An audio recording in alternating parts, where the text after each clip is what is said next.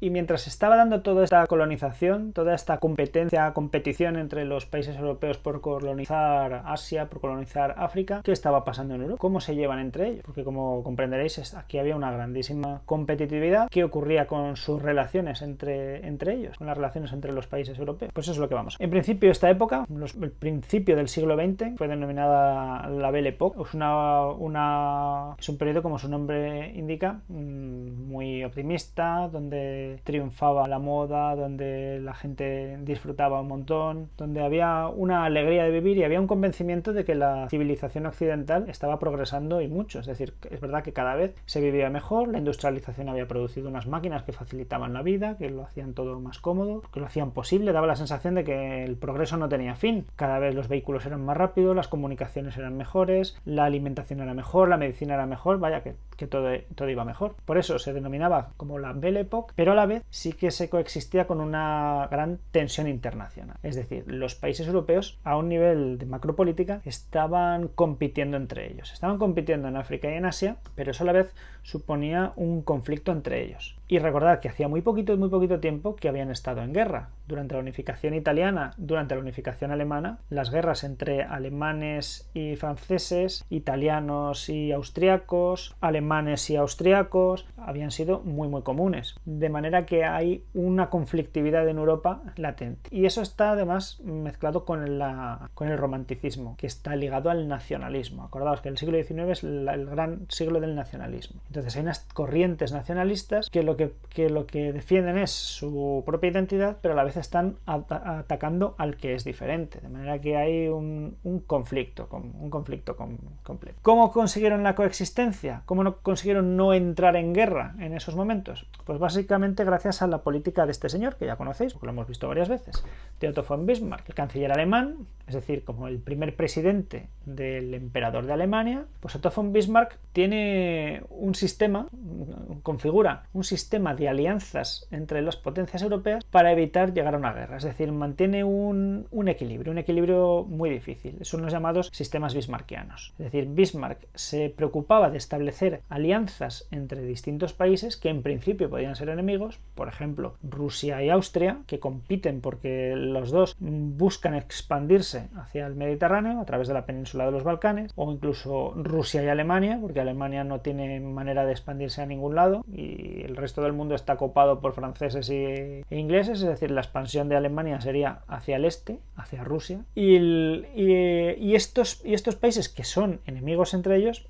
tienen que llegar a una especie de acuerdo. Enemigo común, en cierto modo, para Alemania es Francia. Es decir, Francia ha tenido tradicionalmente sus conflictos con España. Alemania ha tenido sus conflictos con Francia. Francia e Italia, el norte de Italia, tuvieron sus conflictos durante la unificación italiana. Gran Bretaña y Francia son competidores. Pensad que son las grandes potencias coloniales del mundo que están compitiendo en África. Es decir, todos están compitiendo entre ellos. Gran Bretaña va a competir con Alemania porque Alemania se industrializa muy rápido y la industrialización de Alemania empieza a competir económicamente con Gran Bretaña. De manera que hay una serie de equilibrios muy difíciles de mantener. ¿Cómo los podemos mantener? Pues bueno, gracias a estas alianzas que crea Bismarck. Entonces, fijaos, esto es un mapa en principio de Europa de finales del siglo XIX, es decir, a finales del siglo XIX el emperador de Austria-Hungría, el emperador de Alemania y el emperador de Rusia, es decir, el zar de Rusia, los tres son estados autoritarios que mantienen una alianza entre ellos. En principio se llevan bien. Hay una serie de estados que son los rivales de Alemania. Fundamentalmente, el primero de todos es Francia. Acordaos que tuvieron el conflicto durante la guerra franco-prusiana y que de fruto de ese conflicto Nueva Alemania se quedó con las zonas de Alsacia y Lorena, que Francia reclama como suyas, Alemania reclama como suyas, los dos hablan de tiempos inmemoriales de la Edad Media, pero tienen ahí ese conflicto. De manera que Francia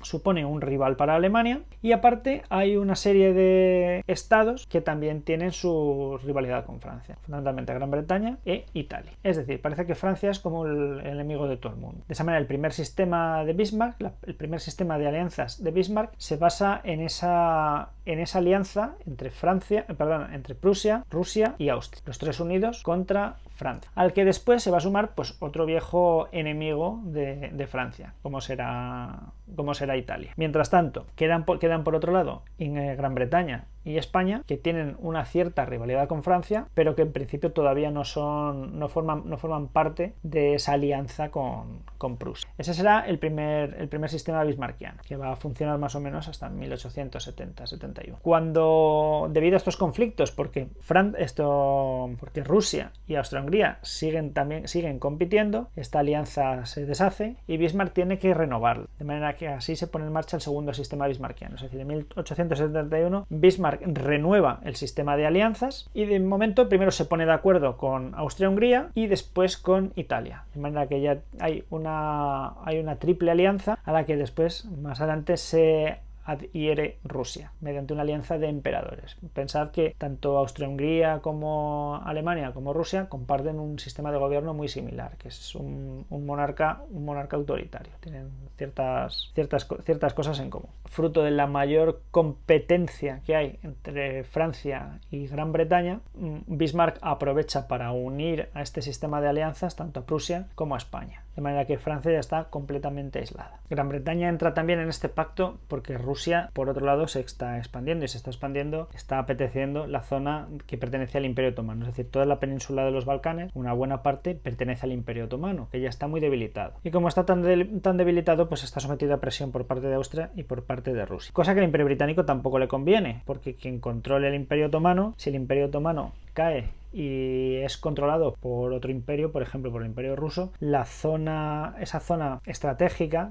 que conduce al canal de Suez y por lo tanto a la ruta marítima hacia la India, pues podría estar en peligro, de manera que Inglaterra también intenta contener esa expansión rusa. De esa forma también entra en este juego de alianzas para intentar contrarrestar esta situación. Y el tercer sistema es una continuación de la anterior, básicamente. Lo que se trata es de mantener todo este equilibrio y de continuar manteniendo aislado a Francia como esa gran potencia. Especialmente es una gran potencia Francia en la zona africana, en la zona norte de África, de manera que tiene mucha influencia en el Mediterráneo, cosa que a estos países pues obviamente les preocupa. ¿Qué ocurre? Que Bismarck es destituido porque el emperador muere, Guillermo I, y el nuevo emperador, Guillermo II, qué imaginación, ¿eh? El nuevo emperador pues tiene otra mentalidad, tiene otra idea y no confía en Bismarck, de manera que Bismarck realmente renuncia, y la nueva política que se sigue en Europa ya no es una política de alianzas y equilibrios, sino que es una bipolaridad, es decir, los países ya se configuran en bloques. Estos serían los bloques fundamentales, las potencias centrales, los países centrales, es decir, Italia, Austria, Hungría y Alemania, y otro bloque que al no existir este equilibrio se va a configurar de manera casi natural, que van a ser Gran Bretaña, Francia y Rusia. ¿Por qué Rusia y Francia? Pues porque las dos van a tener un enemigo común, que es básicamente el bloque Austria-Hungría-Alemania. Es decir, Alemania es la gran rival de Francia, pero Austria-Hungría es la gran rival de Rusia. Porque los dos buscan extender su influencia sobre la península de los Balcanes. Igual que Alemania y Francia buscan el control de la zona de Alsacia y Lorena, lo que es la frontera entre los dos países. De esta manera ya empezamos un nuevo periodo que se denominó la paz armada. Es decir, todos estos países, fruto de la industrialización además, comenzaron a armarse, y durante este periodo no hay conflicto abierto entre ellos, pero se están armando, y estos son los bloques que se están configurando y que son los que se pondrán en marcha en la Primera Guerra. Por un lado, la Triple Entente, Inglaterra, Francia y Rusia, el Imperio Ruso, y por otro lado la Triple Alianza de Alemania, Austria-Hungría e Italia. Comienza la llamada carrera de armamentos, puesto que todos los países, aprovechando la industrialización, desarrollan más y mejores armas, mucho más potentes, lanzan todo su potencial industrial a la fabricación de armamento, y esto se lo tenemos que sumar a esos focos de tensión que siguen existiendo. Es decir, en la zona de Marruecos, que Alemania quiere, porque Alemania no tiene apenas colonias y Alemania necesita materias primas, igual que los demás países, que Francia, que Gran Bretaña, que Holanda, que necesitan materias primas de sus colonias. El problema de Alemania es que no tiene, y que a la colonización de África ha llegado realmente tarde, porque Gran Bretaña y Francia ya prácticamente lo tenían ocupado todo, de manera que a Alemania le han quedado muy poquitos territorios. Alemania quiere ejercer influencia en África y Gran Bretaña y Francia, pues por supuesto no van a querer, de manera que va a haber ahí unos focos de tensión. ¿Quién se va a quedar con el norte de África? Es decir, con la zona de Marruecos. Ahí veis unas imágenes de visitas que hizo el emperador de Alemania a Marruecos, y que fue considerado una provocación por parte de Francia y por parte de Gran Bretaña, porque eso estaba simbolizando de alguna manera la voluntad de Alemania de inmiscuirse en los asuntos de Marruecos. De manera que tenemos aquí otro foco de tensión entre Alemania y Francia, aparte del que ellos ya tienen como fronterizo. Segundo gran foco de tensión entre otros países están entre Rusia y Austria-Hungría. A eso le sumamos el Imperio Otomano, que se está descomponiendo, que no tiene fuerza. Acordaos que Grecia se ha independizado por su cuenta en los años 20, pero hay otra serie de territorios con distintos idiomas, con distintas historias, pues Bulgaria, Serbia, los veis ahí, Albania, Macedonia. Todos estos territorios pertenecen al Imperio Otomano, pero sí tienen un afán de independencia. Y además lo que tienen son vecinos muy poderosos, como es todo el Imperio Austrohúngaro, que tiene la intención de controlar esos territorios. Y lo mismo ocurre con el Imperio Ruso. De manera que tanto Austria-Hungría como Rusia quieren quedarse con el territorio que el Imperio Otomano ya se ve que va a perder, de manera que van a chocar entre ellos. Hay una serie de conflictos, las llamadas guerras balcánicas, en la que estos países, Serbia, Bulgaria, Rumanía, se inician una guerra contra el Imperio Otomano, que de hecho ganan, consiguen su independencia, y después una segunda guerra en 1913 en el que Bulgaria se enfrenta a sus vecinos. Esto va a ser un foco de tensión que va a llegar justo hasta el estallido de la Primera Guerra Mundial. Así que quedaos con ese mapa. Como tenemos en amarillo al Imperio Otomano, que de alguna manera va a ser aliado de Austria-Hungría, no porque compartan nada, sino porque lo que tienen en común como enemigo es al Imperio Ruso. Es decir, el Imperio Ruso es muy grande, muy potente, demasiado potente para Austria, demasiado potente para el Imperio Otomano, de manera que ellos se van a acercar solo como una manera de resistir al gran Imperio Ruso.